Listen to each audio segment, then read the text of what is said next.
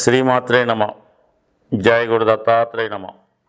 ఈ వీడియోలో మనం వృశ్చిక రాశి వారికి జూలై 1వ తారీఖు నుంచి 15వ తారీఖు మధ్యలో జరగబోయే వార ఫలాలు పరిశీలిద్దాం. వృశ్చిక రాశి వారికి రాశ్యాధిపతి కుజుడు దశమ స్థానంలో దిగ్బలుడై ఉన్నాడు.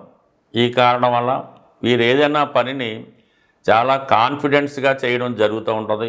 వృత్తిలో చాలా నిర్మోహమాటంగా వ్యవహరిస్తూ ఉంటారు. అలాగే ఎంత కష్టమైనటువంటి పనైనా సునాయాసంగా సాధించే ప్రయత్నం జరుగుతూ ఉంటుంది. అలాగే నూతన ఉద్యోగ ప్రయత్నాలు చేస్తున్న వారికి కానీ, ఉన్నటువంటి ఉద్యోగాన్ని విడిచిపెట్టి వేరే కొత్త ఉద్యోగానికి వెళ్ళడానికి కానీ ఈ యొక్క స్థితి మీకు చాలా వరకు సహకరించడం జరుగుతూ ఉంటుంది. దశమ స్థానంలో కేతు ఉన్నప్పుడు ఎలా ఉంటుందంటే వృత్తిలో ఏదో ఒక మార్పు రావడానికి జాతకుడు ప్రయత్నం చేస్తూ ఉంటాడు. అంటే పాతదాన్ని కంప్లీట్గా క్లీన్ చేసి మళ్ళీ కొత్తగా స్టార్ట్ చేసే ప్రయత్నం అనేది జరుగుతూ ఉంటుంది. సో ఈ ప్రయత్నానికి మీకు చాలా వరకు అనుకూలంగా ఉంది. కంపల్సరీగా ప్రయత్నం చేసుకోవచ్చు. దశమాధిపతిగా ఉన్నటువంటి రవి ప్రస్తుతం అష్టమ స్థానంలో సంచరిస్తూ ధన పంచమాధిపతి అయినటువంటి గురువుతో కలిసి ఉండడం వల్ల మీ యొక్క కొత్త ప్రయత్నానికి చాలా వరకు పెద్దవారి సహకారం కానీ దైవ సహకారం కానీ కంపల్సరీగా ఉంటుంది. అంటే దశమానికి లాభస్థానంలో ఈ రెండు గ్రహాలు ఉండడం వలన ఈ మార్పు మీకు ఖచ్చితంగా కలిసి వస్తుంది. తద్వారా ఆదాయం హోదా రెండు కూడా పెరుగుతాయి. కాబట్టి కంపల్సరీగా మీ యొక్క ప్రయత్నం 100% చేసుకోవచ్చు. అలాగే ఏదో కారణాల వల్ల ఏదైనా ఒక దీర్ఘకాలిక అనారోగ్యంతో ఉన్నవాళ్ళు, అంటే అది అందరికీ వర్తించదు, కొంతమందికి అటువంటి వాళ్ళు ఎవరైనా ఉంటే ఈ సమయంలో తగు విధంగా వైద్యం చేయించుకోవడానికి కూడా అవకాశం ఉంటుంది. ఎందుకంటే దశమంలో ఉన్నటువంటి కుజుడు రాశిని వీక్షిస్తూ ఉంటాడు. అందువల్ల అనారోగ్య సమస్యలు ఉన్నవారు వాటిని పరిష్కరించుకోవచ్చు. ఏదైనా సర్జరీ లాంటిది ఏదైనా అవసరమైతే ఈ సమయంలో చేసుకోవడం వల్ల అటు ఆరోగ్యం బాగుపడుతుంది. అలాగే మీ యొక్క వ్యక్తిగతంగా ఏవైనా బలహీనతలు ఉన్నా వాటి నుంచి బయటపడడానికి కూడా ఇప్పుడు మీరు ఏదో ఒక ఆయుర్వేద సంబంధించింది కానీ, వ్యాయామానికి సంబంధించింది కానీ, యోగా సంబంధించింది కానీ చేయడం వల్ల ఏదైనా ఒక కొత్త వ్యక్తిగా మీరు మారడానికి ఈ యొక్క కుజబలం మీకు సహకరించడం జరుగుతూ ఉంది. అలాగే ఎస్పెషల్లీ శుక్రుడు సప్తమ స్థానంలో ఉంటూ మీ యొక్క రాశిని వీక్షించడం వల్ల ఇది స్త్రీలకి చాలా అనుకూలంగా ఉంటుంది. వారు చాలా ఆకర్షణగా కనబడతారు. అలాగే విలువైనటువంటి ఆభరణాలు, వస్తువులు సేకరించడం జరుగుతూ ఉంటుంది. అటు సినిమా ఫీల్డ్లో ఉన్న, మార్కెటింగ్ ఫీల్డ్లో ఉన్న కంపల్సరీగా మీకు వ్యక్తిగతంగా వెళ్ళిన చోట సరైనటువంటి గుర్తింపు రావడం జరుగుతూ ఉంటుంది. అలాగే వివాహ ప్రయత్నం చేస్తున్న వారికి ఈ సమయంలో వివాహ ప్రయత్నాలు చేసిన, పెళ్లి చూపులు లాంటివి ఏర్పాటు చేసుకున్న కంపల్సరీగా అవి సక్సెస్ అయ్యే అవకాశం ఉంటుంది. అది మగపిల్లలకు కూడా అనుకూలత ఉంటుంది. సప్తమ స్థానంలో శుక్రుడు ఉండడం వల్ల మీరు ఇంతకాలంగా ఎటువంటి అమ్మాయి వివాహం చేసుకుంటే బాగుంటుంది అనుకుంటున్నారో అటువంటి అమ్మాయి, లేదా అబ్బాయికి అయితే అమ్మాయి కుదిరే అవకాశం ఉంది. ప్రస్తుతం అష్టమం కూడా బాగోవటం వల్ల సంపాదన పరురాలైనటువంటి అమ్మాయి కానీ, అంటే భర్త లేదా భార్య ఉద్యోగస్తులేంటిది రావచ్చు.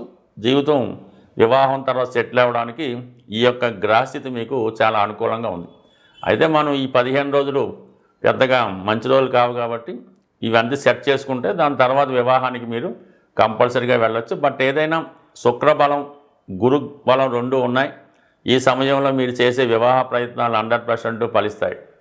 ఇక 4లో ఉన్నటువంటి రాహు చాలా వరకు విద్యార్థులు ఎక్కువ శ్రద్ధ పెట్టవలసి ఉంటుంది. మీరు అనుకున్న విధంగా తల్లిదండ్రులని సంతృప్తి పరచలేకపోతూ ఉంటారు. అలాగే చాలామంది విద్యార్థులు హాస్టల్లో ఉండి చదువుకోవడానికి చాలా వరకు ఈ గ్రహస్థితి ప్రోత్సహిస్తూ ఉంటుంది. ఉద్యోగస్తులు కూడా కొంతవరకు ఏదైనా సడన్గా ట్రాన్స్ఫర్ కానీ, మార్పులు కానీ రావచ్చు. అయితే స్థిరాస్తి అమ్మాలనే మీ ప్రయత్నం చాలా వరకు వాయిదా పడుతూ ఉంటుంది. దగ్గరికి వచ్చి వెళ్ళిపోవడం జరుగుతూ ఉంటుంది. కొనాలన్నా కూడా ఆ విధంగానే ఏదో విధంగా ఇబ్బంది కలుగుతూ ఉంటుంది. అందువల్ల ఏంటంటే ప్రస్తుతానికి స్థిరాస్తి సంబంధించిన వ్యవహారాల్లో చాలా జాగ్రత్తగా నిర్ణయం తీసుకోవాల్సి ఉంటుంది. బట్ ఆలస్యమైన రేట్ అది పెరుగుతుంది కాబట్టి పర్వాలేదు. అయితే పంచమంలో ఉన్నటువంటి సాటను సరైన సమయంలో సరైనటువంటి నిర్ణయాలు తీసుకోలేకపోతుంటారు. అలాగే స్పెక్యులేషన్ సంబంధించింది కానీ, షేర్ మార్కెట్ సంబంధించిన విషయాల్లో చాలా జాగ్రత్తగా నిర్ణయాలు తీసుకోవాల్సి ఉంటుంది. అయితే సప్తంలో ఉన్నటువంటి శని మరి పంచమంలో ఉన్నటువంటి సాటర్ను సప్తమాన్ని కూడా వీక్షిస్తుంటాడు అక్కడ ఉన్న శుక్రుడే. అయితే ఇది స్త్రీలకి ఉద్యోగ ప్రయత్నం చేస్తున్న వాళ్ళకి చాలా అనుకూలించే అవకాశం ఉంది. వివాహ విషయానికి మాత్రం ఏదో ఒక ఆటంకం రావడం జరుగుతూ ఉంటుంది. సో అందువలన ఏదైనా మరి వృశ్చిక రాశి జాతకులకి ప్రస్తుతం ఉన్నటువంటి గ్రహస్థితి ప్రకారం ఈ గ్రహాలన్నీ కూడా 4-10 స్థానాల మధ్య ఒక విధమైనటువంటి కాలసర్ప దోషం అనేది గోచార రీత్యా ఏర్పడడం జరిగింది. సో అందువల్ల అంటే ఈ సమయంలో గృహ సంబంధించినటువంటి పర్సనల్ విషయాలు, తల్లిగారి యొక్క ఆరోగ్యం, అలాగే ఉద్యోగ సంబంధించిన విషయాలు, వాటిలో కొన్ని సమస్యలు ఏదో విధంగా రావడం జరుగుతూ ఉంటుంది. దాన్ని చాకచక్యంగా పరిష్కరించుకుంటూ ముందుకు వెళ్ళవలసి ఉంటుంది. ఏమాత్రం తొందరపడినా ఏ పని కూడా జరగదు కాబట్టి చాలా నిదానంగా వ్యవహరిస్తూ మీ యొక్క పనులు చేసుకోవడం వలన చాలా వరకు మంచి జరిగే అవకాశం ఉంటుంది. జూలై 1 నుంచి 15వ తారీఖు మధ్యలో ఉన్నటువంటి గ్రహస్థితి పరిశీలించినప్పుడు ప్రారంభంలో గ్రహాలన్నీ కూడా రాహు కేతువుల మధ్య ఉండడం జరిగింది. ఈ కారణం వల్ల ఏదంటే గోచారరీత్యా ఏర్పడినటువంటి ఈ అపసవ్య కాలసర్పదోష ప్రభావం వల్ల చేసే ప్రయత్నాలు ఏదో విధంగా అడ్డు తగలడం జరుగుతూ ఉంటుంది.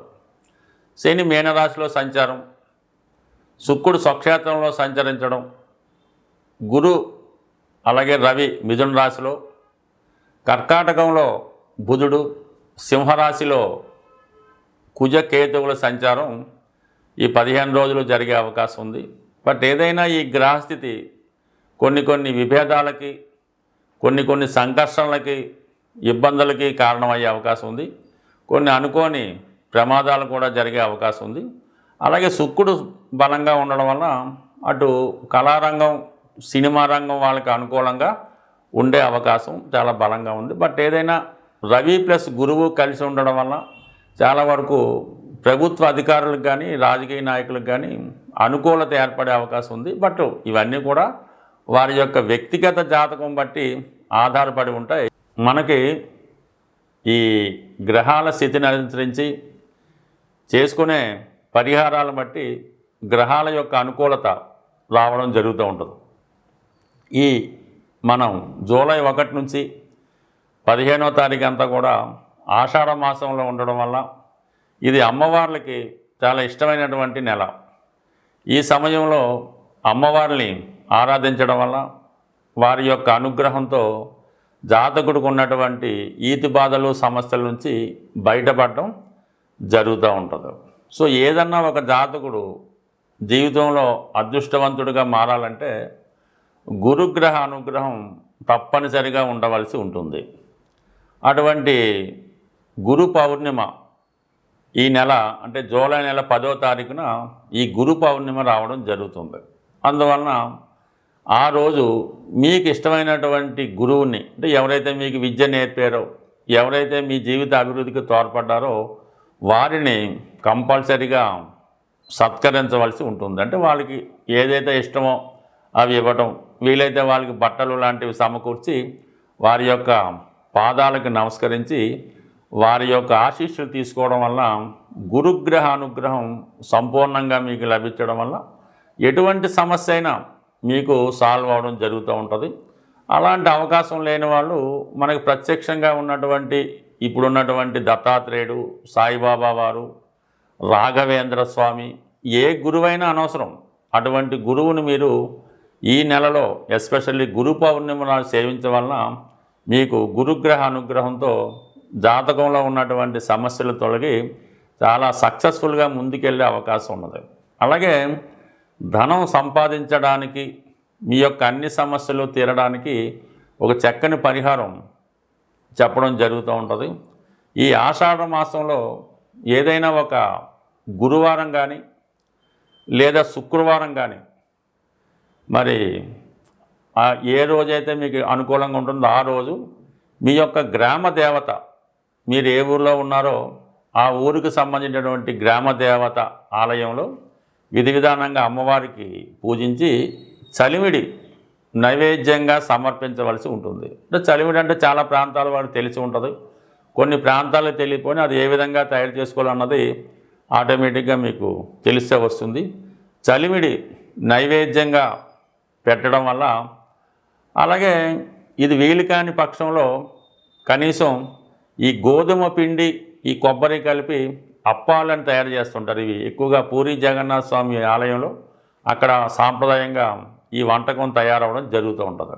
అందువల్ల అప్పాలు కానీ, అరిసెలు కానీ, జిలేబీ కానీ మీ గ్రామదేవత ఆలయంలో ఈ గురువారం కానీ శుక్రవారం కానీ అమ్మవారికి బోనంగా అంటారు కొన్ని ప్రాంతాల్లో, నైవేద్యంగా సమర్పించి కంప్లీట్గా ఆ ప్రసాదాన్ని భక్తులకి పంచిపెట్టడం వల్ల ఎటువంటి సమస్య అయినా, ఎటువంటి ఆర్థిక సమస్య అయినా 100% నెరవేరుతుంది. వీలైతే ఆషాఢం 4 గురువారాలు చేసి చూడండి. కొన్ని ప్రాంతాల్లో ఆదివారం అయినా ఇబ్బంది లేదు. బట్ ఏదైనా ఈ రెమెడీ చేసిన రోజు కొద్దిగా నీసు మాంసాలు తినడం కానీ, మద్యం మధువు అలాంటి వాటికి దూరంగా ఉండాలి. కాబట్టి ఈ ప్రసాదం తీసుకున్న వాళ్ళు కూడా ఆ విధంగా నియమంగా ఉండాలన్నమాట. అప్పుడే ఆ ఫలితం మీకు రావడం జరుగుతూ ఉంటుంది. అందుకని ప్రసాదాన్ని కూడా ఎవరికి పడితే వారికి పంచడం అది జరగదు. అందుకని మీరు గురువారం కానీ శుక్రవారం అయితే ఈ పరిహారం పాటించడం వల్ల కేవలం మీకు 2-3 రోజుల్లోనే ఆ ఫలితం కనబడే అవకాశం ఉంటుంది. స్వస్తి.